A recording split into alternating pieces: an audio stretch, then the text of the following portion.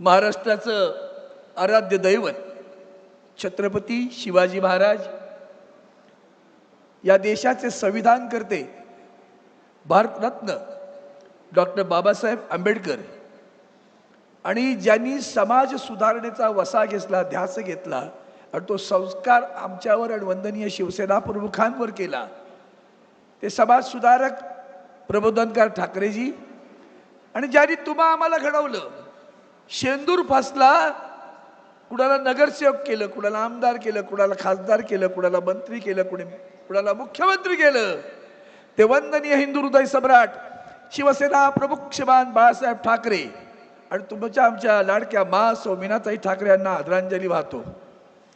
आजची सभा एका वैशिष्ट्यपूर्ण दिवसावर आहे साहेब। आज शनिवार 27 जून हाच दिवस शिवराज्याभिषेक दिन आहे।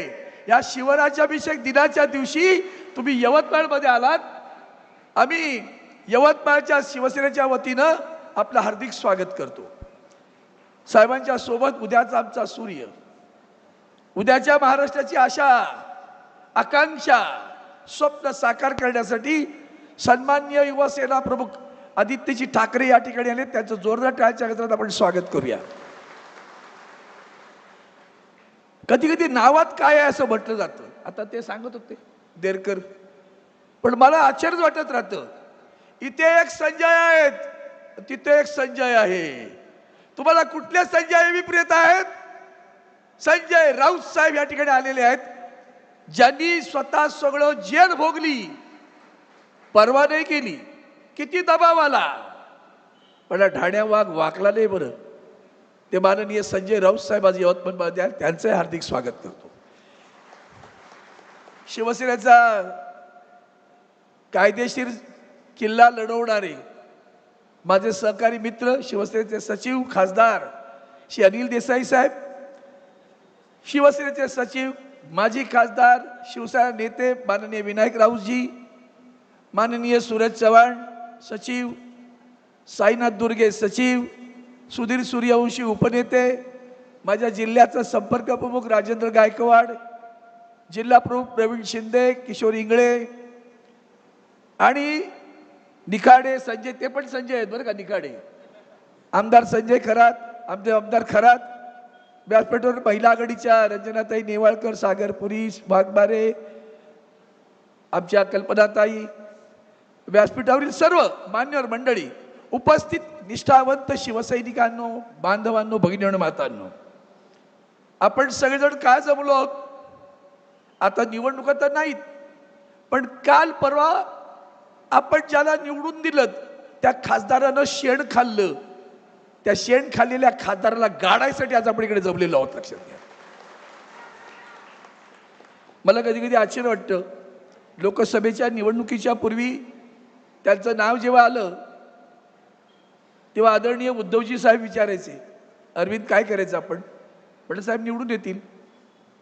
पूर्वी होते आमच्याचकडे काही ना माणसं जन्माला त्याची सरडेच्या अवलादीने येतात, रोज रंग बदलतात, पण त्यांना माहिती नाही तुम्ही रोज रंग बदलता, बदलत राहा, हा भगवा मात्र तेजाने तसाच फडकत राहील, एवढं लक्षात ठेवा सगळ्यांनी। इतकं सोपं नाहीये, आपण दिली त्याला उमेदवारी। साहेब स्वतः आपण आलात, सभा घेतल्या, यवतमाळमध्ये झंझावात निर्माण केलात, सगळ्यांना वाटायला लागलं बस आता मात्र आपला विजय झाला, भगवा फडकला, आणि परवा त्यांनी शेण खाल्लं। मला आश्चर्य वाटतं, माणसं खोटी किती बोलू शकतात। तुम्हाला सर्वांना सांगतो, शिवसेना आमची आई आहे बरं का, त्या आईशी प्रतारणा केलेली आम्हाला मान्य नसते। तुम्हाला शिवसेना आई वाटते की नाही? शिवसेना आपली आई आहे ना, शिवसेना आपली आई आहे ना, मग त्या आईची प्रतारणा करणारा संजय देशमुख साहेबांना शेवटच्या क्षणापर्यंत सांगत राहिला, साहेब कोण जात नाही हो, काय घाबरू नका, कोणी जाणार नाही आहे। पण ही दळपत्री माणसं, आपला इतिहासच असा आहे खरं तर। छत्रपती शिवरायांना सुद्धा स्वकीयांबद्दल बरोबर अधिक लढाया कराव्या लागल्या। छत्रपती संभाजी राजांना सुद्धा पकडून देणारा आपलाच गद्दार होता। फक्त यवतमाळकरच्या शिवसैनिकांनी लक्षात घेतलं पाहिजे की ही वेळ अशी आहे की अफजल खानाचा वध आपणच केलाय. हे तर शेळपट आहे, ती झाडाच्या फांद्या आहेत, ते मूळ तिकडं आहे, ते दिल्लीत बसले. बरं, त्याला आव्हान देणारे छत्रपती शिवाजी महाराज होते. आणि आजच्या काळात त्यात दिल्ली शहरांना आवाज देणारे कोणी ह्या देशात असतील तर ते उद्धवजी ठाकरे साहेब आहेत, लक्षात घ्या. हिम्मत होत नाही कुणाची. तुम्हाला काय वाटतं, दबाव येत नाही? संजय राऊत साहेबांचं उदाहरण आत्ताच दिलं ना. काय आमच्या आदित्यजी ठाकरेंच्या बद्दल केलं होतं? कुठल्या खालच्या पातळीवर जाऊन एक उभारणारा एक युवा नेता, त्याचं चारित्र्य हनन करायचं, त्याला खच्चीकरण करायचं. कशासाठी? आटापिटा फक्त सत्तेसाठी. भारतीय जनता पार्टी याचं मूळ आहे. मला जुन्या खूप आठवणी येतात, पण आज उद्धवजी ठाकरे साहेब आहेत. पण विसरू नका बरं साहेब, तुमच्या समोर सांगतो, आज देशात जर कोणी कपटी पार्टी असेल ना, कपट कारस्थान करणारी, तर ती भारतीय जनता पार्टी आहे. आणि कृतज्ञ कोण असतील तर त्या भारतीय जनता पार्टीत आहेत. एक किस्सा फक्त सांगतो मुद्दाम. हे आताचे पंतप्रधान, त्यांना कोण विचारत नव्हतं त्यांच्या पक्षात, उपोषणाला बसले होते एकदा. तेव्हा उद्धवजी साहेबांना मोठ्या साहेबांनी बोलवलं. अरे म्हणाले, तो बघ रे, त्या नर्मदेसाठी उपोषणाला बसले, जाऊन भेटून ये. आदरणीय उद्धवजी साहेब गेले. तेव्हा मोदी तुम्ही कोणी नव्हता बरं, तुमचा पक्ष सुद्धा तुमच्याकडे पाहत नव्हता. तेव्हा उद्धवजी ठाकरे साहेबांनी तुम्हाला आधार दिला, शिवसेनेला आधार दिला. या महाराष्ट्रामध्ये भारतीय जनता पार्टीचं कार्यालय तुमच्या यवतमाळमध्ये होतं का रे? होतं का? भारतीय जनता पार्टीचं कार्यालय होतं का 40 वर्षापूर्वी? वंदनीय हिंदू हृदय सम्राट शिवसेना प्रमुखांनी हिंदुत्वाच्या भूमिका घेऊन यांना हात दिला. साहेबांचं एकच वाक्य होतं, मी महाराष्ट्र पाहतो, तुम्ही राष्ट्र पहा. त्या महाराष्ट्र पाहतो म्हणणाऱ्या त्या तंबूत सुद्धा हा उंट घुसला. तुम्ही एक लक्षात ठेवा, ते जे काय रामायणातलं श्रीराम वरे जे आहे ना, त्याला मात्र भुलू नका बरं. उस डोंगा पर रस नाही डोंगा, काय भुललासी वरलिया रंगा. लाडक्या बहिणींनो खास सांगतो, उस डोंगा पर रस नाही डोंगा, काय भुललासी वरलिया रंगा. वरच्या रंगाला भुलू नका, वरच्या आमिषांना भिडू नका. कधी बहीण बनतील आणि पैसेही काढून घेतील. तुमची मतं विकत घेणारी माणसं आहेत. आज साहेबांना फक्त एकच वचन आपण द्यायचं आहे.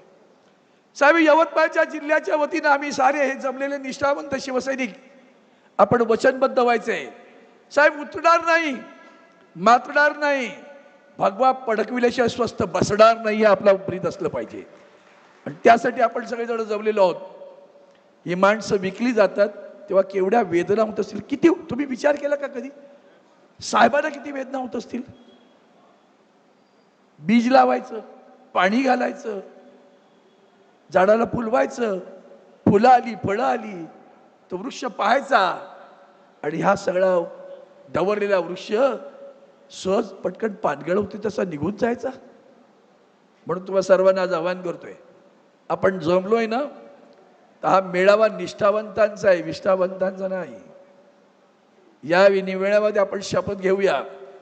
साहेब, तुम्ही आलात, संजय देशमुखला तर गाडूच, ते 2 संजय आहेत बरं. या जिल्ह्याला काळीमा पासणारे 2 संजय आहेत ना? 2 संजय आहेत की नाही जिल्ह्यात? काळीमा पासतात की नाही? भ्रष्टाचारी, व्यभिचारी, अनाचारी, दुराचारी सगळे तिकडे बसलेले आहेत. आणि यांना गाडायचं असेल तर आज आपण शपथबद्ध उद्या, कारण आज शिवराज्याभिषेक दिन आहे. भगवा फडकवायचा या भावनेने आपण आलात, तुमचं मनापासून स्वागत करतो. पत्रकार लक्षात घ्या, खासदार गेला म्हणून कुणी गेलं नाही बरं का. तो तिकडे कुठेही गेला असेल, पण यवतमाळचा शिवसैनिक आजही आदरणीय उद्धवजींच्या नेतृत्वावर विश्वास ठेवून कटिबद्ध झालेला आहे. त्यांनी शपथ घेतली आहे. साहेब, आम्ही तुम्हाला शपथ देतो, तुम्ही जो विश्वास आमच्यावर टाकलाय ना, तो विश्वासघात आम्ही कधीही करणार नाही. आणि तुमच्या मनातलं नव्हे, यवतमाळकरांच्या मनातलं नव्हे, यवतमाळकरांनी सुद्धा लक्षात घ्या, मतदान करणाऱ्या मतदारांनी सुद्धा लक्षात घ्या. तुम्ही मतदान मशालीला केलं, तुम्ही मतदान शिवसेनेला केलं, तुम्ही मतदान आदरणीय उद्धवजी ठाकरे साहेब यांच्यावर विश्वास ठेवून केलं. त्या मतदारांच्या पाठीत सुद्धा सुरा खुपसला गेला आहे. त्या मतदार आणि शिवसैनिक सगळ्यांनी जागरूक राहा. त्यांची निवडणूक सुरूच झाली आहे, आपलीही आता सुरू झाली. आता किती वार करा, आम्ही पलटवार करू आणि भगवा फडकवू अशी शपथ घेतो आणि आपली रजा घेतो.